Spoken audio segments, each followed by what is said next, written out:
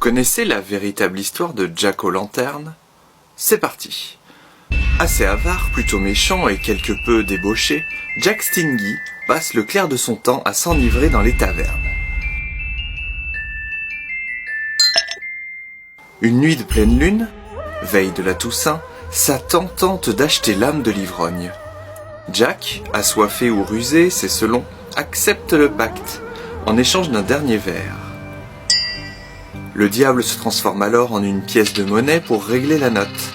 Mais Jack se saisit de la pièce et la place dans sa poche. Où logeait aussi une croix en argent. Comme le veut la croyance, le symbole chrétien paralyse le diable, qui se retrouve piégé. Stingy demande alors au captif de lui laisser 10 ans de sursis. Le malin, furieux mais obligé d'accepter, retourne aux enfers. Et 10 ans passent. Une fois ces 10 années écoulées, Jack se fait surprendre par le diable au pied d'un pommier.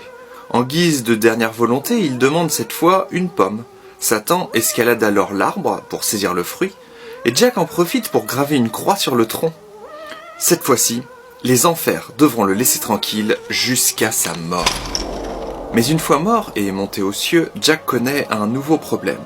Sa vie de débauche l'empêche de rejoindre le paradis. Quant au diable rancunier, refuse à son âme la porte des enfers.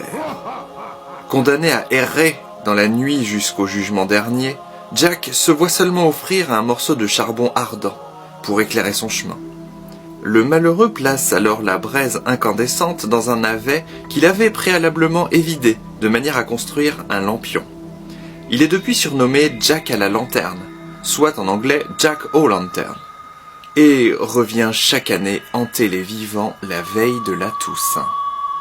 En ce jour d'Halloween, les Irlandais et les Écossais prirent depuis l'habitude de creuser des navets en y sculptant des visages afin de rendre hommage aux âmes damnées comme le fut celle de Jack Stingy.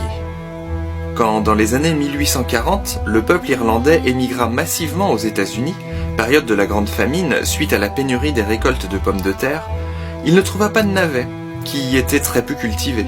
La citrouille, beaucoup plus répandue et se révélant bien plus simple à travailler, remplaça logiquement le navet pour devenir la célèbre citrouille